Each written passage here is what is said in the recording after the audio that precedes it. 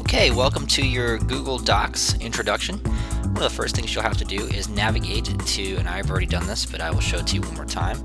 This site is docs.google.com, and this is where you'll be pointed towards. The first thing you'll have to do is establish a Google account.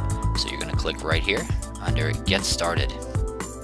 Okay, what you'll want to do here is enter your current email address into this box, into this text box right here. If you don't have a current email address, you can create one at any one of the free email services such as Gmail, which is Google's email system, or you can go to Hotmail, MSN, any one of those services to create an email address, and you're going to want to type that address right here. You're going to want to choose a password, and obviously it asks you here to re-enter that password. And finishing this information down here, just to make sure that you're not a computer that is automatically setting up accounts. Verify that you are actually a human being. You're going to want to type the characters that you see in this area here, down right here, and then you're going to want to click I accept to create your account.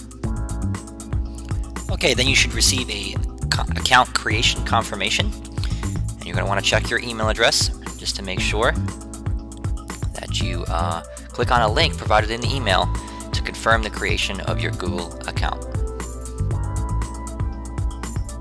Okay, so once you have your Google account, you're going to want to go back to the page we started, which was docs.google.com, and you're going to want to enter that account here to sign in, and then type in your password,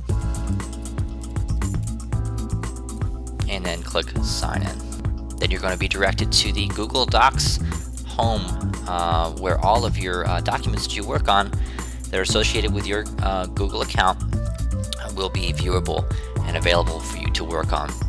The first thing we'd like you to do is click on New to start your new spreadsheet. You're going to come down to Spreadsheet right here, and you're going to want to click, and it should create a new spreadsheet as you see here.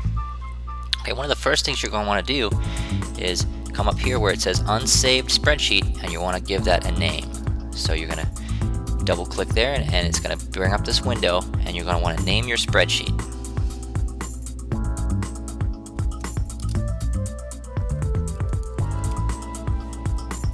And then click OK.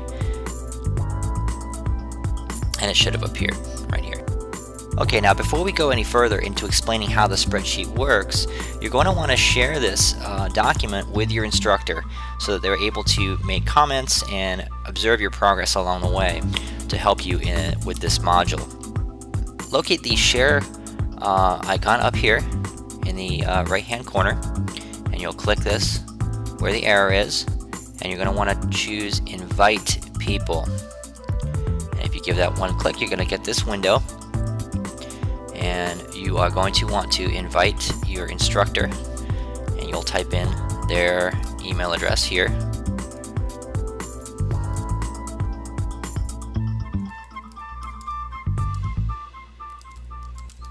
Okay, and you're going to want to enable to edit, because you're going to want them to be able to leave you comments. So you don't want to have to view clicked, you're going to want to have to edit. And if you'd like to type a message, they will get that in the email also. Okay, and then you're going to want to click send. Okay, now we're back into the spreadsheet. Let's go over some of the basic functions that you're going to be using as you progress through the module. Typical menu up here that you'll usually see in the Microsoft Office type applications. You have your file menu, you have your edit with your basic cut, copy, paste, undo, redo. A couple different views that you can change to, that you can experiment with if you like. The format menu for fonts that are going to go through, bold, italic, underline, typical things that you're normally used to seeing. Let's go over what you'll be doing as far as setting up items for your spreadsheet. You're going to be using your spreadsheet to help you with the calculations necessary to progress through your module each month and help you manage your budget. Let's go over how to make a simple list of items, and then a simple function of adding those items together. Let's say item 1 in your budget, item 2, item 3, and item 4. let's say for instance item 1 is a $50 expense, and item 2 might be let's say $40 expense, and let's enter a $60 expense here, and these are just example values, and let's say $150 expense here. What you can do now is you could type in, for instance, a total here, and what you're going to want to do here is add these up, and you can do that with the eSum function, which is located right here under the insert formulas. So you're going to want to click on sum, which is at the top of the list, and then the spreadsheet's going to ask you what you would like to add. So as you can see here in the cell, it says equals sum and parentheses. So it's waiting for input from you as to what you would like to add together.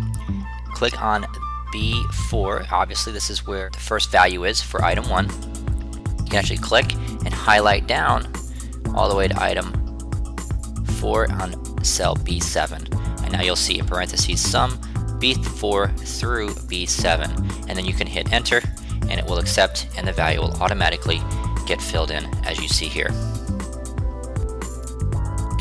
Okay, now that we've looked at an example of adding up expenses using eSum, let's take a look at using eSum again, but with some subtracting, and let's add an income into the picture here, which is definitely something that you're going to have. Let's put your salary here, and let's assume that you have a $600 paycheck, and these are just example values once again. Let's see, we can type here expenses, which is what we've totaled up over here. These are your item 1 through 4, remember those are your expenses, and we totaled them up here to 300. And what we're going to do here is we're going to actually, instead of typing in 300 under expenses, we're going to make this cell here, E5, reference B8. Okay, so all we have to do that is type in equals and then B8 and then hit return, and you'll see that the value gets filled in.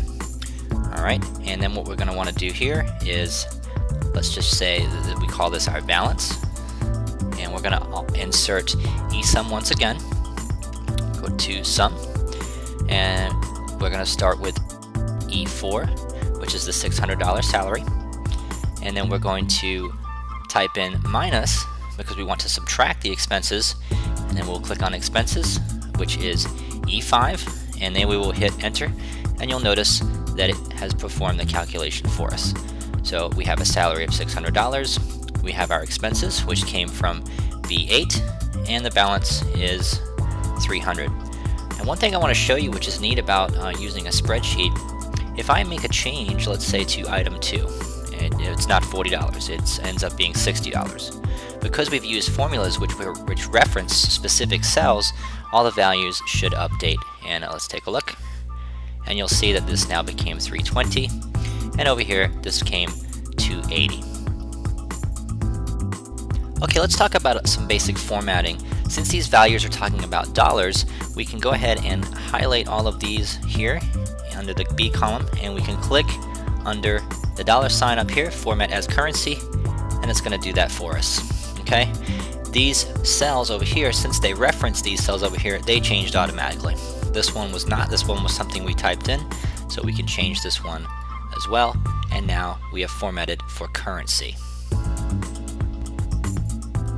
There's also a lot more formatting options that you can find. If you click on the 1, 2, 3, you'll see that you can round to 2 decimals, financial rounds, anything in parentheses. It would be something that is negative in terms of accounting.